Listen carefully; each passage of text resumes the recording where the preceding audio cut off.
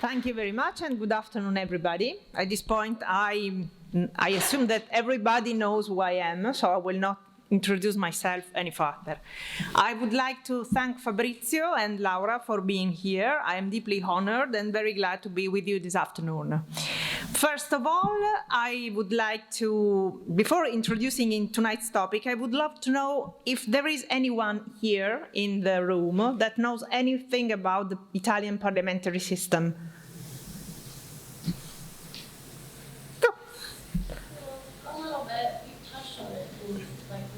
Oh, just wait. Thank you, Laura. Just your name. Maria. Hello, Maria. A little bit. We've touched on like the Italian government and its systems in Florence, Myth of a City, which is taught by Great. Fabrizio. And what about, of course, I assume you all know about US parliamentary system. You all vote, don't you? Okay, so you're committed. That's great. Because, of course, before talking about my job and before talking about parliamentary scrutiny under a gender perspective, of course, I need to do a bit of an introduction about the parliamentary system in Italy and maybe highlight some differences with the USA so that you may know what the terms of the questions are and how we can go through the topic without being too heavy. Because, guys, this is not sexy. Of course, but it is really, really interesting and it is really, really committing. Okay, first of all, what does the parliament in Italy do? It makes laws, as well as the US parliament does. Of course, competence on matters is different because of the state system in the US and of the state system in Italy. So they make laws in different matters and under different subjects. You have the federal states, so each state has its own competencies that the general state does not have. While in Italy, it's different, it's the opposite. Number of MPs, if I'm right, it should be around 500 in US, 535, I think, between Senate and House of Representatives, isn't it? Okay, we have 600 between the Chamber of Deputies, which is my institution, and the Senate. Another thing that we have in common is perfect bicameralism. That's to say that both chambers perform exactly the same functions. In Italy, it's perfect under every aspect. While if I recall, the US Constitution says that the Senate and the House of Representatives have slightly different functions. For instance, revenue laws must be approved only by the House of Representatives, while the budget law in Italy is approved by both chambers. One of the most interesting things about perfect bicameralism in Italy is that a law must be approved exactly in the same wording by the two chambers. So what does it mean? That a draft of law can shuttle between them, up and down from the chamber to the Senate, and vice versa, until they approve it in the exactly same wording. It may take time, and parliamentary examination takes time. It's complex, because laws are not always clear, and laws, of course, are not always immediate in their meaning. So that's why we are here.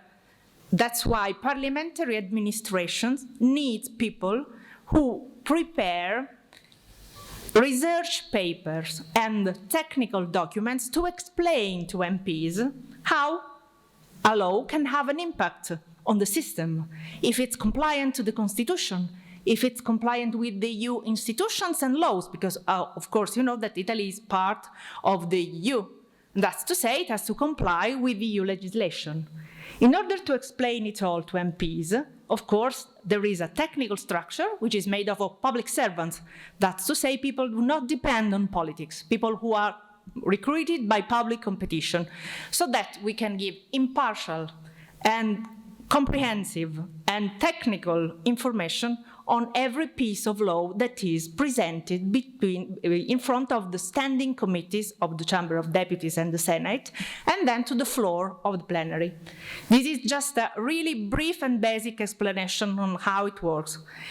Another important function of the Parliament is the dialogue and the constant relationship with the government, because by virtue of the so-called vote of confidence, a new government is brought to life. It has to be voted by the parliament, and the parliament has the task to establish political guidelines, and of course the government in Italy is accountable before the parliament. That's to say, parliament can ask questions, can ask for hearings, explanations on what the government is doing in a specific moment of their life, of course. That's the basic idea of what we do. So, lawmaking functions, there are many other functions of the parliament, but we concentrate on that to go to the topic of the gender-sensitive scrutiny. And the constant dialogue with the government, which is very, very intense and has grown intense with time. Now the power is most concentrated to the government, also lawmaking power, because all of the pieces of law that are approved mostly come from government legislative initiative. So these are the two highlights that must be underlined today to understand what happens. As I said, Parliament makes laws, as well as in the US. That's okay, we're okay. Parliament makes law and the legislative procedure is complex, but in general it works on the multi-level way. First level is the standing committees. We have 14 permanent committees in the Chamber of Deputies, and they are all assigned to a topic. There is the Finance Committee, which I'm working for. There's the Health and Security Committee. There is the Environmental Committee. They all have examined drafts of law in specific matters. After a draft of law is presented to the committee, and for every draft of law, there is a technical document that is performed by the research department of the Chamber of Deputies, which I am a part of. It is technical analysis, it's impartial, and as I said, it's comprehensive. It has just to explain what is the law, what the law is about, and how it impacts on the system, and as I said before, if it's compliant to the Constitution, to the EU law. It's not partial. It does not say MPs how to vote and if it's okay or not to vote in a specific way. It just explains what happens if this piece of law is approved. Is it okay until now? Is it clear? If there is something that is not clear to you, please ask. Please feel free to interrupt me and to ask for further information. I'll be glad to provide it as far as I can, okay? And that's where our analysis goes to, and of course the task performed by the research department of the Chamber of Deputies is about. What I'm talking about to you tonight is actually a new task that has been implemented only in recent years, because as you imagine, gender matters can be analyzed under different points of view, social point of view, economical point of view, hence the latest Nobel Prize in economics. But what we talk about is a technical and legislative point of view. What I said before about the parliamentary function and the constant dialogue with the government is quite relevant as far as this gender impact analysis is concerned, because the gender impact analysis in Italy started with the so-called gender budgeting. Gender budgeting started as an experimental phase in 2016 in Italy, at state level, and it was furtherly strengthened in 2018. What is gender budgeting? What do you imagine that gender budgeting can be? Does anybody have any idea? What does it spring to your mind? Anybody interested in answering? Give ideas. If I say gender budgeting, what comes to mind?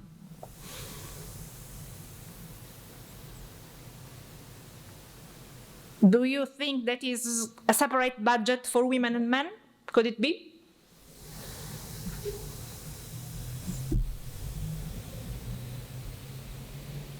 Or maybe an additional budget system Please, feel free. Take the microphone. Don't be shy. Just a dialogue. Yes, she is. I don't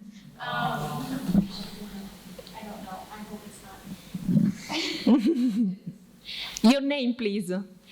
Grace. Hello, Grace. Thank you. Hi. It just makes me think of budgeting towards nonprofit organizations, more so towards women being less than men, like economic inequality, including within the governmental system.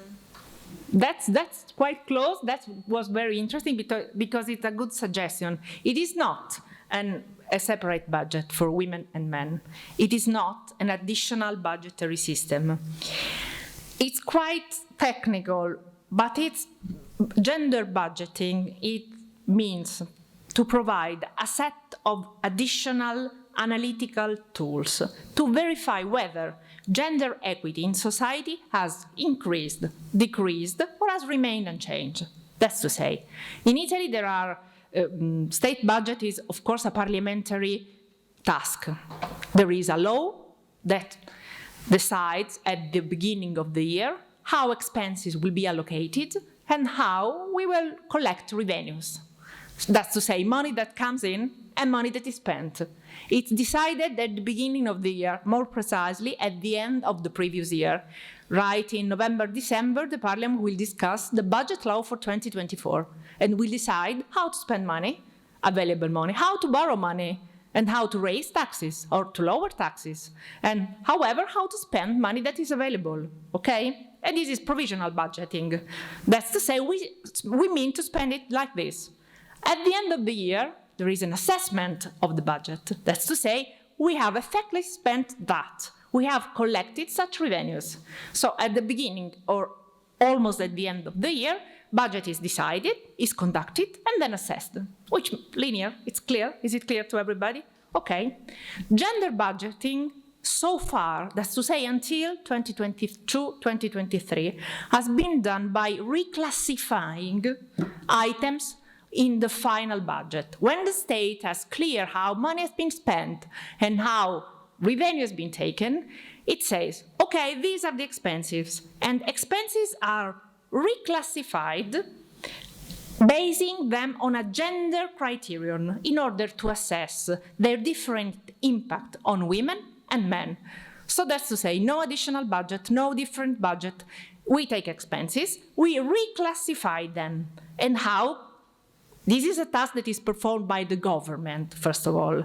Of course, they use statistical indication, statistical criteria that may highlight eventual gender gaps, both on the expenditure side and both on tax collection. Because, of course, if you put a tax on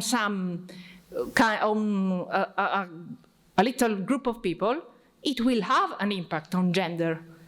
It depends on how and which people are involved in this tax, of course, as usual. Who performs this task? Gender budgeting is performed by the Ministry of Finance. If anybody wants anything, any information about it, I can provide it. But for our dialogue tonight, this is not necessary to go deeper into that. And, well, gender budgeting, in short, is prepared by the Ministry of Economics and Finance by reclassifying expenses into three categories: expenditures that are aimed at reducing gender gaps, expenditures that are considered to be gender sensitive, that can potentially have an impact on gender gap, and expenditures that are neutral. That's to say, they don't improve, they don't worsen gender gap. This is quite important because here we come at last to parliamentary scrutiny.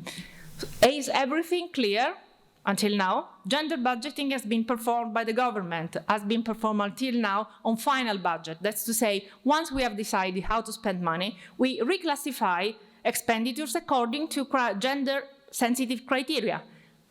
Gender sensitive, neutral, or potentially having an impact, okay? What happens to the parliament? of course, budgeting powers are parliamentary powers because the Parliament approves provisional budget and, of course, assesses the final budget. In 2020, a specific agenda at the Chamber of Deputies was approved and asked, it is a very complex formula, but I will explain it later, assess the opportunity to envisage on an experimental and selective basis in the context of documentation dossier prepared by the research department on bills under examination by standing committees, a paragraph dedicated to gender impact analysis. In short, the research department of the Chamber of Deputies was asked to perform a further task in our technical dossier to add a paragraph that is dedicated to gender impact assessment. Of course, it was asked to perform such a task under experimental and selective basis. You have to think that many drafts of law every day are presented to the Parliament, and many of them are assigned to committee examination, and we cover all of them. Once a committee starts to examine, we have to prepare the technical paper. So that's a lot of job. That's a lot at all. So this task, this further task, was asked to be performed on selective basis. So we chose only drafts of law that are of parliamentary initiative. That's to say, in Italy, any MP can present draft of law, or any MP or a group of MPs.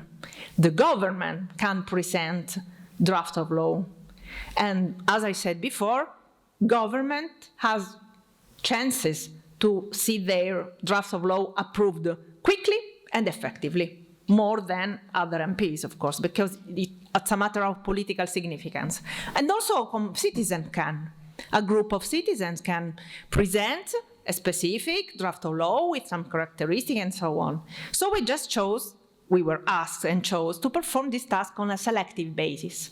And in the first phase of this assessment, we chose parliamentary initiative draft of laws. Of course, it was a new job, it was a new task, and we had to invent, or at least to find a way to make a serious analysis that was comparable and was accountable. So we had to start from, first of all, statistics, data, and criteria provided by international bodies, accountable bodies, statistical institutions, authorities, and of course we used the government gender budgeting because it is a set of indicators, it assesses the gender impact of measures that are already in force, that's to say laws that are already approved. Is it clear until now? Okay. So we have a ready-made set of indicators, ready-made criteria, and we try to use same indicators and same criteria to make an accountable analysis. And of course, what's the aim of this analysis? It's not just an explanation on legislation. It goes further. It makes MPs perform a better and more informed decision. So it's a relevant task. What is the aim of that? Of course, the aim is to raise awareness among parliamentarians, to say, okay, this is something that matters, so please be informed that there is also this aspect to be taken into consideration.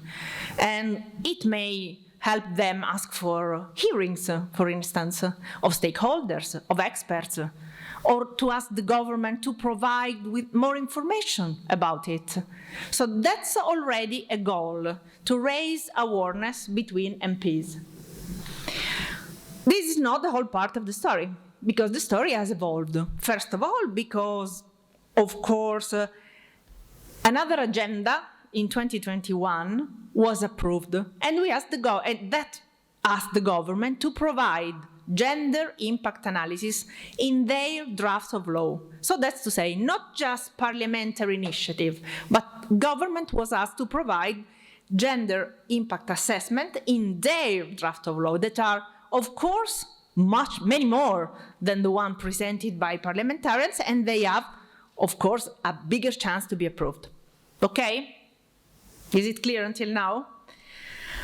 Okay, of course, having said that, some points can be highlighted.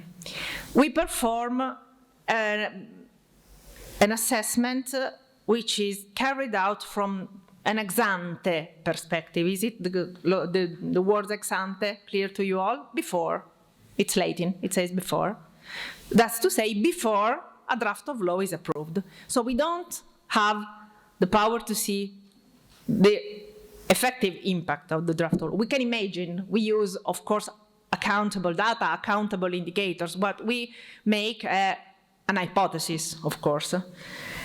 But this is analysis that is conducted by using indicators and methodologies that are used in ex post, another Latin word that says after point of view. That's to say, gender budget is performed by the government on measures that are already in force, that are already having their effects.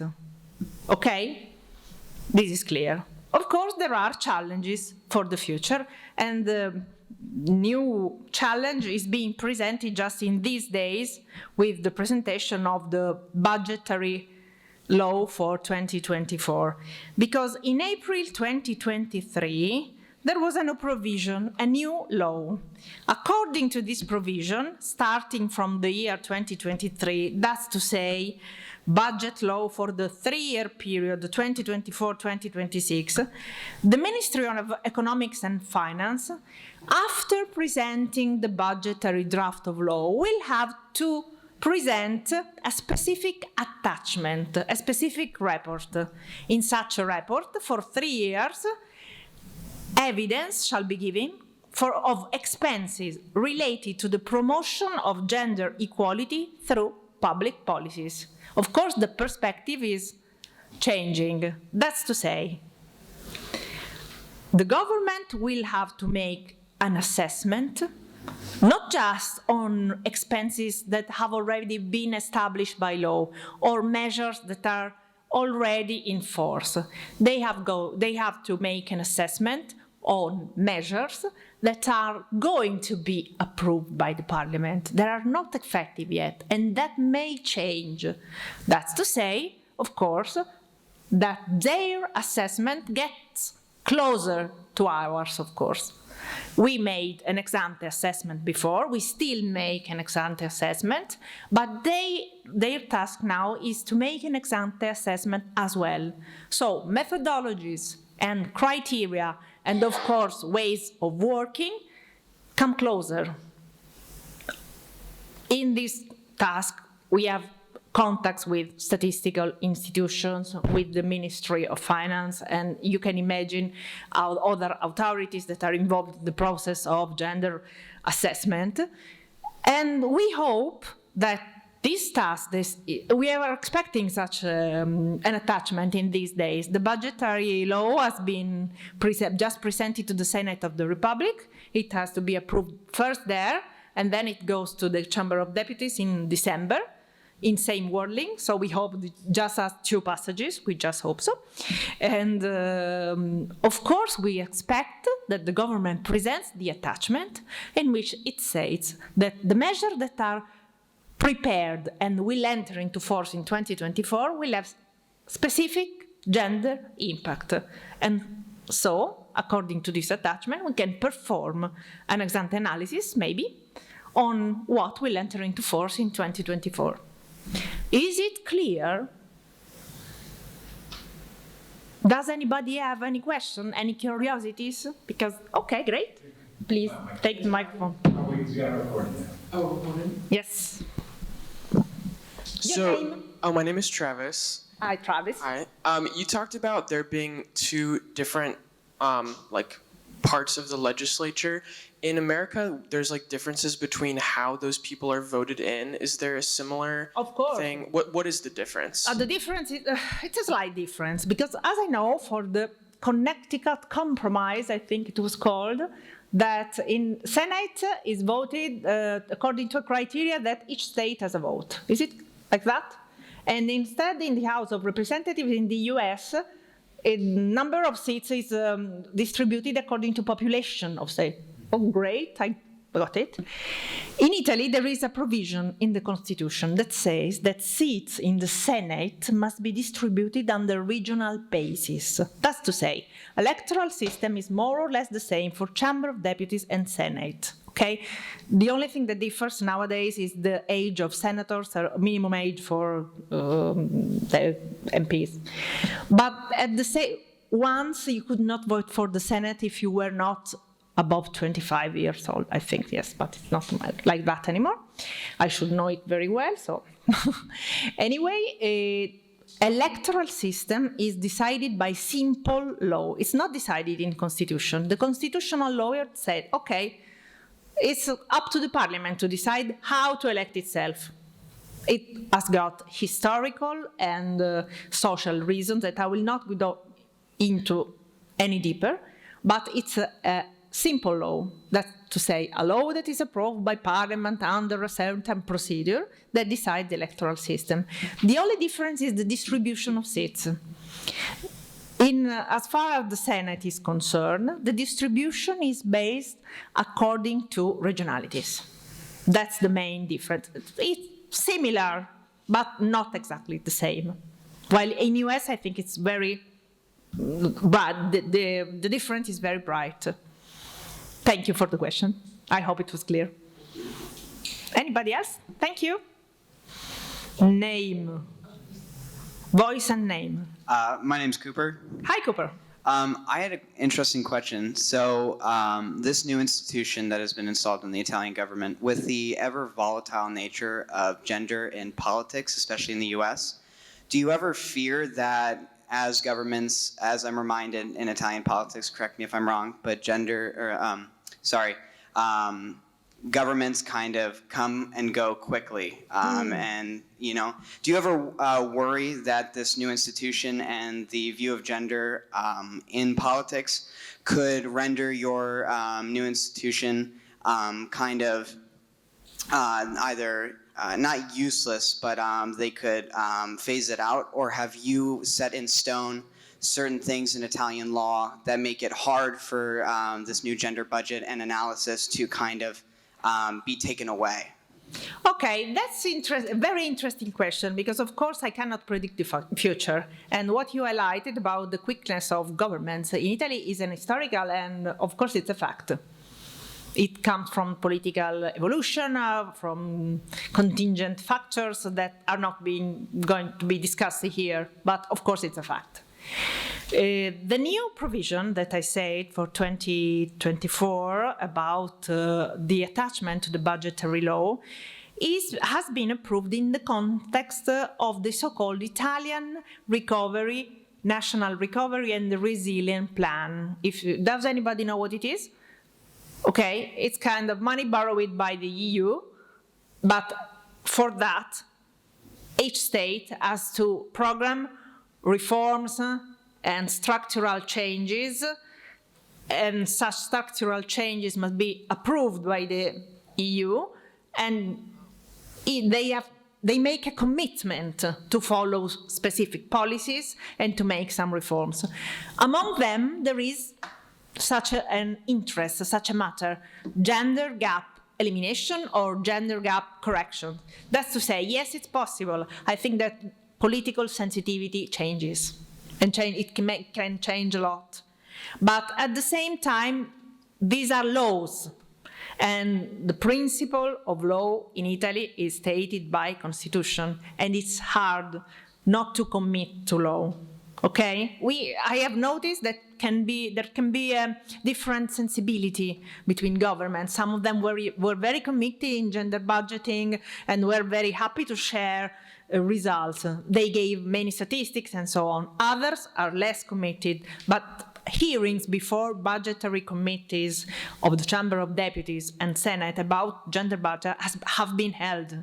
And as it happens in physiological parliamentary debate, opposition and majority have faced each other under this point of view, of course. So I think that once it is stated in law, and once, of course, it is a part of the National Recovery and Resilience Plan, it will be followed. And hopefully, of course, by performing our task, we, as I said before, we would like to raise awareness on the subject. The more aware you are, the more you discuss, and the more the matter is being discussed in Parliament as well. Okay. Moreover, I would like to underline that the Italian Parliament at the moment is involved in international exchanges of best practices about gender budgeting and gender impact assessment with other parliaments, especially so-called young democracies. And this is very interesting that we have been invited to international conference, to international points of exchange of points of view about this. So it's a task that is performed only by a couple of parliaments around the world. That's something that we are very proud about. Okay, other questions? More in general, is anybody interested? I see you, okay. Maria, isn't it? Yes, Maria. That's so nice. Thank you for remembering that. I appreciate that. Great. So my question is, I noticed that you're speaking in very binary terms when discussing gender, and I'm curious how you feel that with the rise in folks who identify outside of the binary or are a part of the trans communities, if you feel that that will change this legislation in any way, or if you feel that instead of speaking of gender identity, this law is more regarding sex. We are at a very early stage. At the moment, before discussing the question of gender identity, there is a problem in Italy under economical, under social, under political point of view about gender gap between men and women. Yes. Salary gap is a big issue. Yes. Women and jobs are a big issue at the moment in Italy, and there is a deep difference between the north and the south of Italy. At the moment, political sensibility, at the moment discussion is conducted in a very binary way. Yes. Okay, there is not a political sensitivity yet. Of course, we all hope there will be in the future, but at the moment, this is the floor. This is the main subject. This is the main problem. Of course, you know that Italy has a very different cultural structure from the US, okay? And in many ways, we are still a nation with specific characteristics. At the moment, it is a very binary point of view. It does not have to do with gender identity. It has to do with difference between what happens between men and women. Okay? Thank you very much. Anybody else?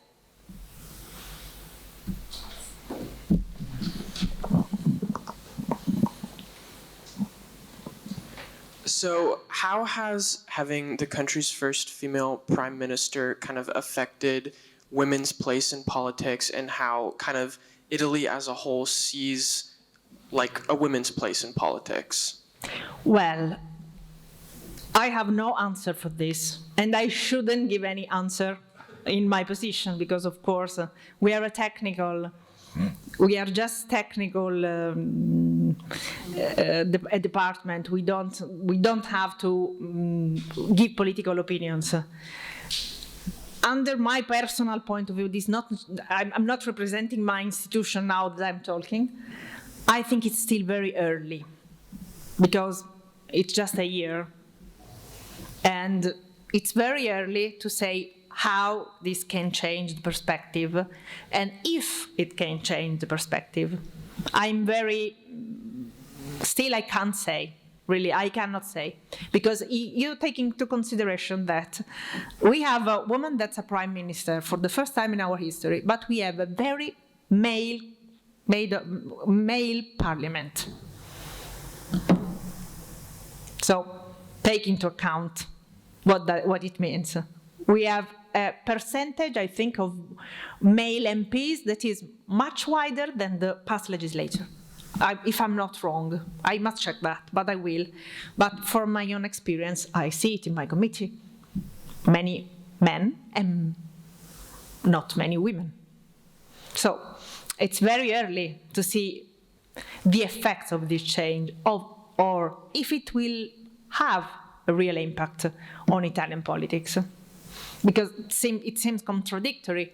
As I said before, the government is accountable before the parliament. So if the parliament votes, the government says, okay, you can go. But at the same time, government and parliament have a quite different composition. We have a woman which is prime minister, but look at ministers. Many of them are men. So it's not possible, I think, to give an opinion of that. It's too early. In Italy, changes are quite slow, unless there is something like a COVID pandemic or whatever. And neither COVID pandemic has changed many things in Italy. So I expect it to see in the long term. Right? Any other question? But I must say that every question was very interesting, and I must thank you for the attention, because it was very nice and challenging, and I hope to have been clear, first of all, and to have been complete in my exposition. And sorry for my rusty English. I haven't been speaking English for a while. Just take a glass of water. Guys, can I ask you? Does anybody knows who just won the Nobel Prize for Economy? No? She's a woman. She's from Harvard University. Do you know what she's working on? So her name is Claudia Goldin, and she's working on gender gap. Gender gap salaries, I think. Yes, gender pay gap. So again, apparently, also in business economy, this year it was like one month ago, they awarded a woman working on this with the Nobel Prize on Economy. So it seemed to be a kind of hot topic, It is a kind of hot topic. It depends on the context. We hope to make a hot topic. That's to say, raise awareness, as I said. Okay? One other question, fantastic. Please, your name? My name's Harley Ann, and I was just wondering if you experience a pay gap amongst your male colleagues yourself. No, we don't. No, we don't. Is it possible for that to happen in a position in government at all, to have that pay gap? I have no experience of that, but we don't have, at the moment, not in my position, not at all, but we have public competition. We are public servants. That's to say that how they pay us and how much, well, it's decided by law. Of course. And as far as you enter a public institution, it is not different for women and men. We are not recruited by the politics. We are recruited by the administration. And the rule of the administration in Italy is the rule of law. That's to say, a law establishes, among others, rules about public administration. We are not strictly public administration, but I won't go deeper into that. But we are in the public sector, okay? So there is law establishing many things, our organization as well. And of course, in public competitions, you have a pre-established pay. Do you think you would face more adversity in your position being a woman versus men? My institution is a very inclusive one. I'm proud of that, but no, I've never felt any difficulties for being a woman, never. I am a researcher. That's to say my position is not a career-oriented one. I am just paid to study, which is fantastic, and to write, which is what I wanted to do in my life. But I've never felt it at all, never felt it. Which is very nice to say and something to be very proud of. You're welcome. So in Italy, what is the gender pay gaps? Like how many cents does a woman earn per year that a man earns? I have no idea of the exact data, but if you're interested, I can investigate. It would be nice for you to know. But please give me your email or your contacts, and I will be happy to provide, because our departments, especially the one involved in job matters, also produces studies on that, and I am sure that we have precise data. Okay? Thank you. You're welcome. It's a very random memory, but I think that, well, generally speaking, is 2 months of wage for women, because I always remember that there is one day in November when they say, oh, you're a woman, you live in Italy, now you're working for free for the next 2 months, and there is a man that is being paid for the next 2 months and you're not. Of course, it's not the same. For example, here, if we can make the example of Kent State, we are all paid the same, men and women, because we enter, she's all paid the same. We have public recruitment is ruled by law. And so that for example, professor in university, teacher in a school, so all the public job, when you're applying for a job, you know what is the salary, and is identical if you're a woman or a man. But if we are thinking of the private sector, I think it's in between 2 or 3 months. John? It's correct that we are run by a law of rule, but again, there are sometimes situations in which certain people are discriminated, for instance, from advancing in career.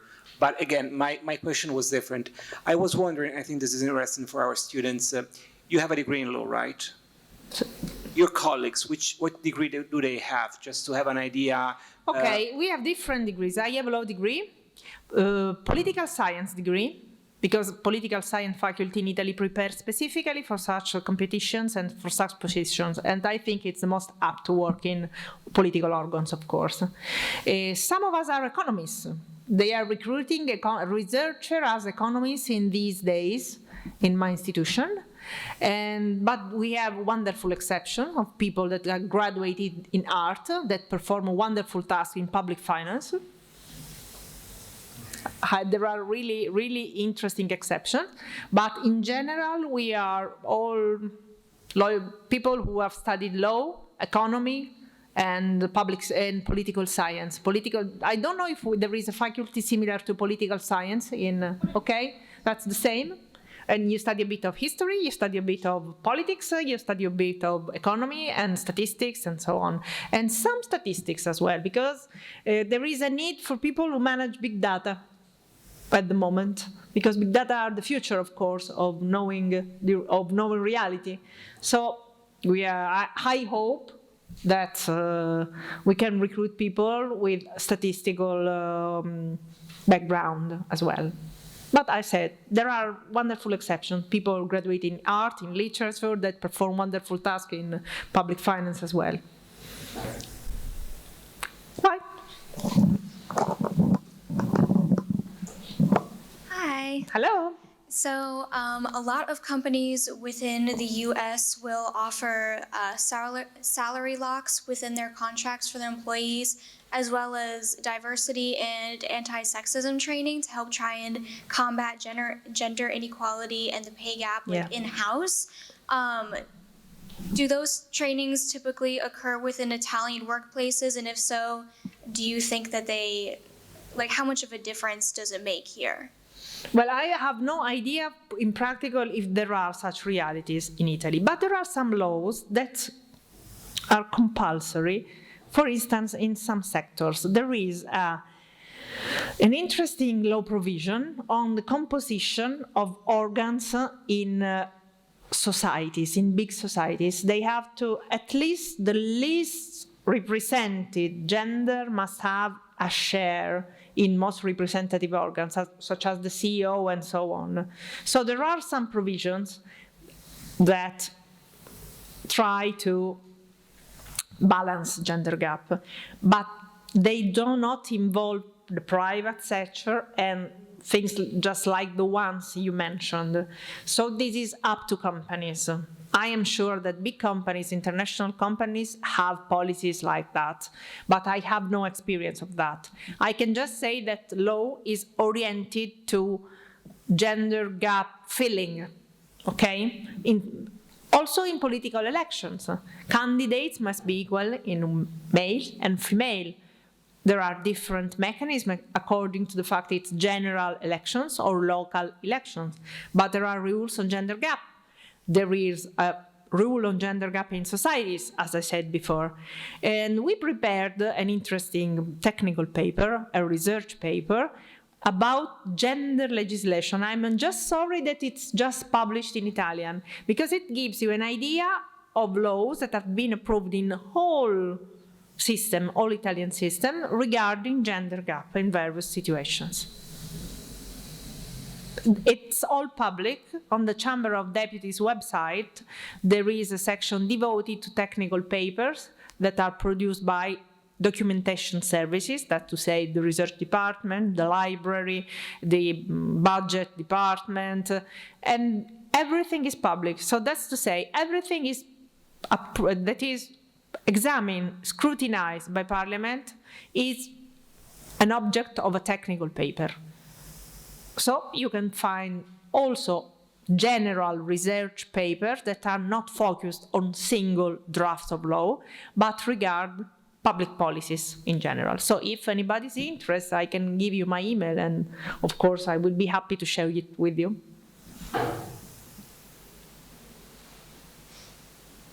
Any other questions? Okay. Thank you very much. It was very nice to have such a committed audience tonight. Can you tell us, before we leave, A little bit about your path, because I think that they were interested about what you have studied and then how the competition happened, which kind of specialization did you go through, Okay, of course. If it's interesting for you, I will be very happy to share my story. I graduated in law, and I wanted to be a judge. So I kept on studying after graduation. I specialized in, let's say, juridical professions. And then after a while, I entered this public competition. And I entered at 17 years ago as a junior researcher. And I spent at least 5-6 years or more as a junior researcher. It is a public competition that requires knowledge of law, of course, constitutional law, history, pieces of economics, parliamentary law, because of course parliamentary rules are quite specific and complicated.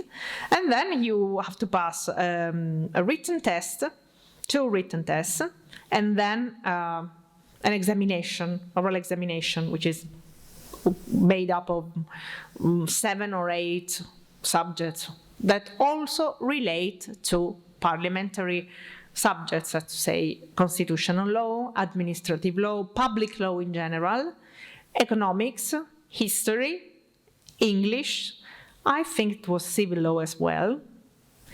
And then, of course, my profile is quite general. That's to say, my position can be assigned to many functions, to research functions, administrative functions, or legislative functions. Recently, I've been cooperating with the secretary of the 6th Standing Committee, and in that function, I do not write research papers, but I help conducting sittings, which is a totally different job.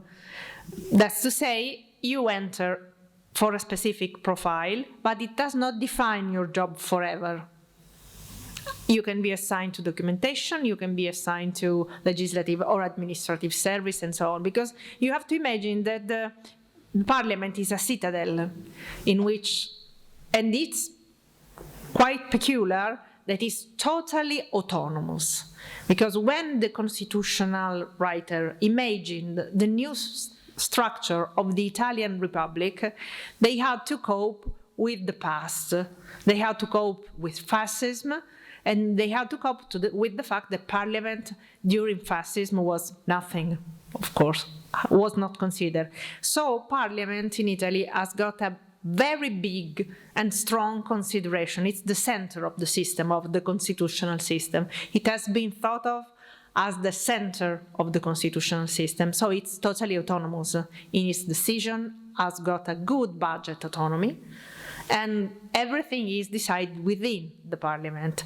The status of MPs, how it works, its internal rules. Each chamber gives itself its internal rules that can change in time, but they are a strict prerogative of the Parliament itself. So, of course, it has to work in every aspect, administrative aspect, legislative aspect, technical aspects. You can also happen to work for the IT service under my profile if it's necessary. So it changes. It's very nice and it's very challenging because you can happen in your career to perform very different tasks. At the same time, they are all focused on legislative tasks. That's to say, the core business of the country.